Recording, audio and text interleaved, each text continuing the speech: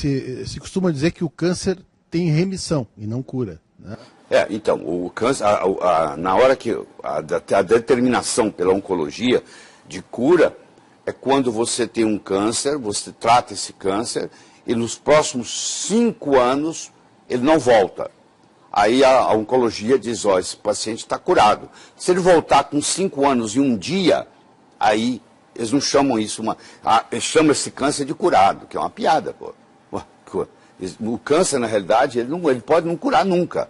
Ele pode ser crônico e ele pode ter remissão com 20 anos. Câncer de bexiga, por exemplo. Esse aí não tem, né? Você pode ter tido um câncer de bexiga 20 anos atrás e ele voltar hoje. Quer dizer, está curado? Não, estava em remissão. É preferível você chamar o câncer que está em remissão do que ele está curado. Porque você nunca sabe quando que ele vai poder voltar ou não. Se não faz químio, não faz rádio, o senhor sugere qual seria o tratamento melhor para o câncer? Existe um tratamento multifatorial. É assim, se eu cortar as árvores da floresta amazônica, todas, eu não preciso convidar os macacos para mudar de lá. Macaco só fica onde tem galho. Macaco pula o dia inteiro de galho em galho. Se não tiver galho, ele vai embora. Então, se eu quiser que os macacos da floresta amazônica vão embora, eu corto as árvores da floresta amazônica. Os macacos vão embora. Eu não preciso convidar animal de deserto para mudar para lá. No momento que virar deserto, os animais de deserto vão chegar. A mesma coisa acontece aqui, no corpo. Se eu tiver um ambiente chamado ambiente biológico tumoral, eu desenvolvo câncer. Agora, se eu mudar o território biológico, o câncer vai embora. O câncer não fica num órgão, num organismo saudável. Então, o que eu tenho que cuidar? Tenho que cuidar da biologia da pessoa. Então, primeiro eu vou ver o seguinte, o que causou o câncer? Só tem 3 coisas que causam câncer, só 3. Ou sozinhas ou combinadas. Primeiro, um conflito emocional. Você vai ver que a mulher se divorciou do marido que ela achava que vivia a vida inteira e 2 anos depois ela apresenta com câncer de mama. Isso é muito comum. Eu vejo isso com muita frequência. Tem sempre um conflito. O pai morreu, o filho morreu, a mulher tem um câncer de ovário 2 anos depois, ou um câncer de mama. E assim por diante. O filho morreu, o pai tem um câncer de testículo. Então, sempre existe, nos últimos 2 anos, antes do câncer aparecer, existe um conflito emocional. Se o conflito predomina, eu tenho que tratar o conflito emocional, não adianta ficar dando remédio. Bom, qual a outra causa de câncer? É a desnutrição. Todo paciente com câncer é um paciente desnutrido. Ele tem uma desnutrição. Então eu tenho que cuidar dessa nutrição dele. Então eu tenho que cuidar da parte mental dele, psicológica, eu tenho que cuidar da parte nutricional dele, e a terceira causa é toxinas, venenos. Então o paciente geralmente está intoxicado, está desnutrido e está emocionalmente com conflito. Então ou é a combinação desses 3, ou um deles predominando. Então como é que eu trato? Eu vou cuidar da parte mental, eu vou cuidar da parte nutricional. Por exemplo, uma pessoa que tem uma alergia alimentar. Essa alergia alimentar contribui na predisposição de aparecer o câncer. Não adianta eu tratar o câncer e não cuidar dessa alergia alimentar que ele tem. Descobrir qual alimento que faz mal para eles. Vamos supor que o alimento seja glúten. Vamos supor que o alimento seja leite. Então eu vou ter que tirar o glúten, eu vou ter que tirar o leite, eu vou ter que tirar os dois. Se eu continuar dando glúten e leite, não adianta. A célula cancerígena, ela se alimenta de 2 coisas, só 2 coisas.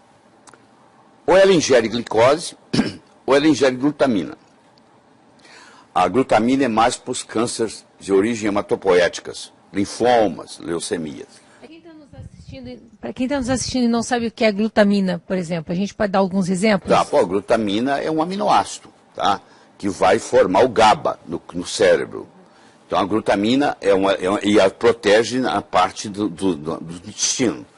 Só que pessoas com câncer nós devemos evitar dar para ela glutamina. Principalmente se ela tem um câncer hematopoético, se ela tem um linfoma, uma leucemia, um mieloma múltiplo. Então esses nós não podemos dar glutamina em hipótese alguma.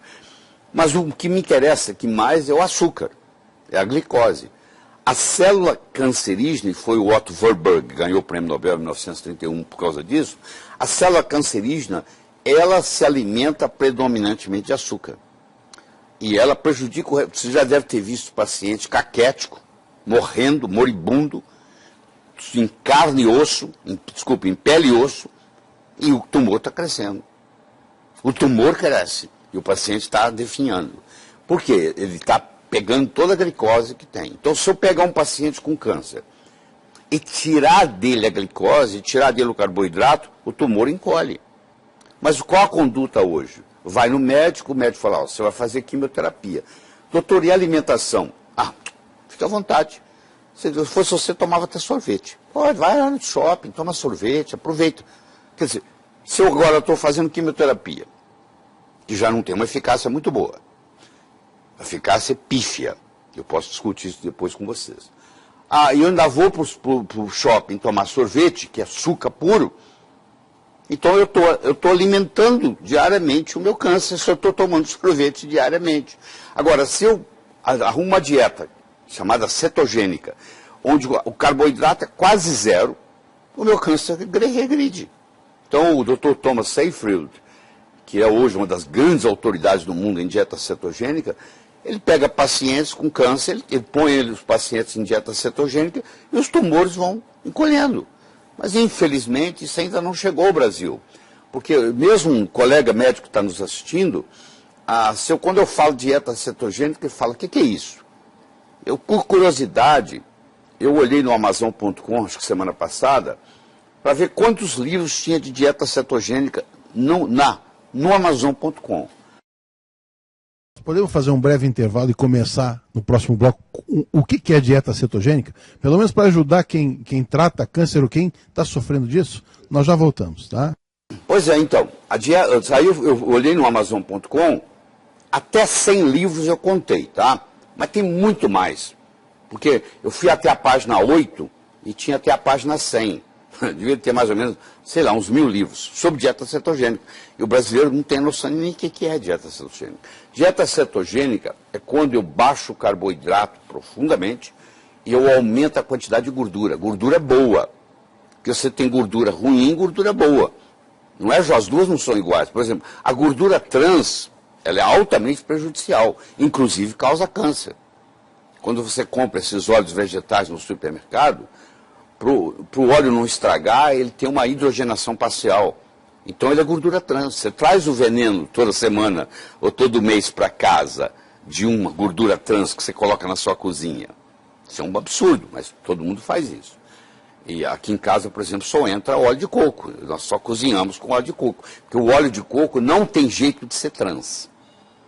Entendeu? O pessoal também conhece muito pouco de óleo de coco, deve ter uns 40 livros no Amazon.com sobre óleo de coco, eu recomendo, sei lá, estudar. Porque a maioria do que eu escuto na televisão é bobagem. A pessoa fala óleo de coco engorda, então você não entende absolutamente nada de nutrição. Porque o capróico, o caprílico, o cáprico, o láurico são ácidos de cadeia média, eles não têm jeito de ser acumulados, não viram triglicérides, não pode ser acumulado no tecido adiposo, e pelo contrário, são até termogênicos. Em todos os lugares do mundo onde predomina a dieta do coco na culinária, você não tem obesidade. As pessoas são todas magras. Por exemplo, as ilhas do Pacífico, onde predomina a culinária do coco, todo mundo é magro, não tem obesidade. Tá? Não tem AIDS também. São mais saudáveis, né? Não tem AIDS. Tem HIV, mas não tem AIDS, porque o HIV, para virar AIDS, o ácido láurico, que é predominante no coco, para você ter uma ideia, o leite materno tem 19% de ácido láurico, o coco tem 47%. Então o ácido láurico, quando ele cai no estômago, ele vira monolaurina. Ele mata fungo, ele mata bactéria, ele mata vírus, ele mata parasita. Então isso te dá uma saúde muito grande quando você se alimenta. Você não precisa usar filtro solar. Você toma o coco, na hora de ir para a praia, uma colher de sopa de coco, de óleo de coco, ou você passa o óleo de coco na pele. Também não deixa queimar. Pode ficar o dia inteiro no sol. Então fica a dica, excelente protetor solar. Excelente protetor solar, natural, faz bem, é absorvido, vai contribuir. Não tem. A nossa família, todo mundo usa, as crianças, os netinhos, tudo usa óleo de coco para ir na praia. Tá? Por isso que ele está com essa cor maravilhosa. Pois é, primeira coisa que eu notei. Uma das coisas que a gente aprendeu na pós com o Laer era justamente isso, né? Que inclusive mulheres, uma coisa que ele citava sempre, mulheres com corrimento, né? Com candidíase. Candidíase. Pois é, o ácido láurico, ele vira monolaurina, e uma das propriedades da monolaurina é antifúngica. Então ela mata a Candida albicans. Porque a Candida albicans, ela pode evoluir para a Candida glabata e causar câncer. Uma das causas do câncer é o fungo. Não é a Candida albicans que vira glabata. A albicans, propriamente dito, não causa câncer. Mas quando o terreno é propício, ela se transforma em glabata. E aí ela é uma causadora de câncer. Nesse caso, é ingestão, é tomar, assim, comer de colher o óleo de coco. É, tomar de colher. Uma colher de sopa tem 14 gramas de óleo. 14 gramas. Então você toma 1 ou 2 vezes por dia, tá? Mas é isso aí. Aí a dieta cetogênica que nós estamos falando. Então você ingere as gorduras boas, o ômega 3, o ômega 6, o ômega 9, porque é outro problema que existe. Todo lugar que você lê, você fala assim, mas nós temos muito ômega 6 e pouco ômega 3. É verdade, mas o ômega 6 que nós temos também está lesado, porque ele tá oxidado. Então, às vezes, é importante você tomar o ômega 6 não oxidado. Faz muito bem para a saúde quando você faz isso. Então, isso aí, quando predomina na sua dieta essas gorduras boas, e você cai o carboidrato, o câncer começa a diminuir. Você começa a tratar o câncer só com dieta. Entendeu? Nós trabalhamos com oxigênio, porque o Warburg mostrou que o oxigênio para a célula cancerígena é igual ao sol é para o vampiro. O vampiro tem que entrar no caixão e se fechar lá, porque se ele amanhecer o dia, o raio do sol mata ele, não é assim que é a lenda? Pois é, mais ou menos aqui. O oxigênio mata a célula cancerígena. Então, se eu tiver um tumor e eu jogar oxigênio nesse tumor, a célula cancerígena desenvolve apoptose. Porque o problema da célula cancerígena é que ela tem dificuldade de morrer. Ela tem uma telomerase aumentada e ela não tem a capacidade apoptótica, que é a morte natural por suicídio, então ela vai proliferando e vai aumentando. Quando você joga oxigênio nela, é um jeito dela morrer. Entendeu? Então tem várias abordagens que você tem que fazer. E os detox tem muito câncer com metal pesado, que é a oncologia clássica não dá bola, que mercúrio, chumbo, alumínio, que predispõe ao câncer. Então isso tem que ser retirado, quelado, entendeu? Você faz quelação, inclusive oral. Coentrum, que é um condimento simples, você colocar na comida, faz quelação, entendeu? Clorofila faz quelação. Aqueles tratamentos com oxigênio, né, que a gente aprendeu o Von Ardenne. na tua pós, o Von Ardenne, né? Uma das indicações seria essa, né? O Von Ardenne, ele era um físico, ele foi quem desenvolveu a bomba atômica russa, ele era um gênio, ele inclusive tem patente na área da geladeira, patente na área do ar-condicionado, tem várias coisas que ele desenvolveu. E ele também entrou na área médica. Ele desenvolveu uma medicina própria, chama-se Medicina de Von Ardenne, onde existe um tratamento usando oxigênio em altas doses, com todo um protocolo, que alguns médicos, meus alunos, aprendem a trabalhar, porque o oxigênio é uma coisa que é permitida, não tem nada proibido. Então a gente usa o protocolo de Von Ardenne no tratamento de câncer, com resultados espetaculares, espetaculares.